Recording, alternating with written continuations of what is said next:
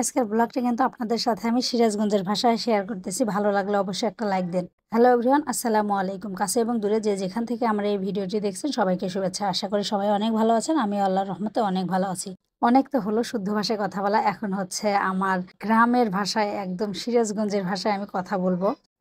আজকে আমি আপনাদের হাতে এই বিরিয়ানি খাওয়ার হাস্তর আপনাদের শুনামু। আমি প্রথম দিন কেবহরে বিরিয়ানি রাঁধছিলাম আর কেউ আনাকছিল, সেইটা আমি আপনাদের হাতে শেয়ার করবো। তো আপনারা দেখতে থাকেন আর আমার এই হাস্তর শুনেন। আর হচ্ছে হাস্তর মানে কি আবার জানেন তো? হাস্তর হলো গা আমাদের সিরাজগঞ্জের ভাষায় হলো গা হাস্তর, আর শুদ্ধ ভাষায় গল্প। প্রথম যখন আমি শুনি যে বিরিয়ানি বিরিয়ানি কই, এবার বিরিয়ানি কি এত খিচুড়ির মতো দেখা যায়, কে বানাইবো? আবার পরে আমার জামাই আবার কইলো তাহলে কেবা দেখা যায়, খাই না তো কোনোদিন। গ্রামের মানুষ বিরিয়ানি তো আর কোনোদিন খাইনি। তো যাই হোক, বললাম যে তাহলে কি ভরে বানান যায়। পরে কয় যে বিরিয়ানির মশলা দেখি পাওয়া যায়। তো দোকান থেকে একটা বিরিয়ানি মশলা কিনে নিয়ে আসলাম। কিনে নিয়ে এসে দেখি ওমা, পিছনেই দেখি সব লেখা আছে। পরে সেই তো দেহা দেহায় বহরে রানলাম। পয়লা দিন রান্ধা খায়া আমার জামাই কয়তে এত ভালোই হয়েছে, তাহলে তো ভালোই রান্না তো রান্না তো যাই, খাওয়াই যায়। তো এ বহরে প্রথম খাইতে খাইতে এক দুই দিন খাইতে খাইতে অভ্যাস হয়ে গেল। তো যাই হোক, আপনারা আমার বিরিয়ানি খাওয়ার হাস্তর তো শুনলেন। তো আমি কি এই বহেরই রান্ধি, আমি যে বহেরে রান্ধি হেঁটে আপনাদের হাতে শেয়ার করলাম। আর আমার সিরাজগঞ্জের ভাষা আপনাদের কাছে কি বানাইছে আমি জানি ভালো লাগবে না, কারণ কারোরই ভাষা শুনলে, গ্রামের ভাষা শুনলে ভালো লাগে না কারোর। তো আমার কাছে কিন্তু ভালোই লাগে আমাদের সিরাজগঞ্জের ভাষার কথা।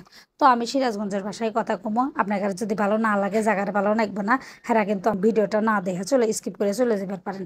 আর হলো আর জায়গাটা ভালো লাগে তারা কিন্তু অবশ্যই কমেন্ট করে জানাবেন আমার মানে আজকের ব্লগটা কেমন লাগছে কার কাছে। কমেন্টে যায় না আমি সিরাজগঞ্জের ভাষায় কথা কমু নাকি শুদ্ধ ভাষায় কথা কমু, সেটাও কিন্তু আপনারা কইবেন।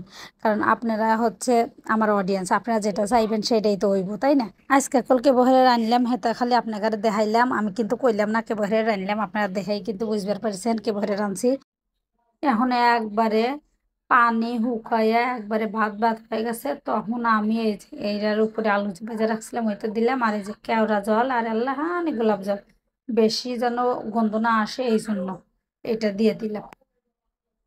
আর এই যে উপর দিয়ে দেখেন এলাহানি ঘি দিয়ে দিতে হি, আবার ওই যে আলু ভেজে রাখছিলাম নান নান হরিয়ে, সেই আলুগুলো দিয়ে দিহি, দিয়ে দিছি। দিয়ে দেওয়ার পরে এই যে দেখেন উপরে আবার পেঁয়াজ ভেজে রাখছিলাম, সেই পেঁয়াজ আবার ছড়াই দিলাম। পেঁয়াজ দিলে পরে সুন্দর একটা বাসনা বাড়ায়। এখন এই যে দেখেন ঘরে নিয়ে আসি, একবারে ঘরে নিয়ে এসে মাটির বসিয়ে, আমরা আবার মাটির বসে খাই এই ভাত থেকে আমার কাছে। তো মাটির বসে এই যে দেখেন বাইরে দিতেছি, বাইরে এখন গরম গরম খাওয়ামো, দেখি জামাই কি কয় খায়া। আর আপনাদের কাছে কে বানাইছে তা কিন্তু অবশ্যই জানাবেন। ও ভিডিও বিরিয়ানি না কিন্তু। আজকে এখানেই বিদায় নিতেছি। আপনারা ভালো থাকবেন, সুস্থ থাকবেন। আল্লাহ হাফেজ।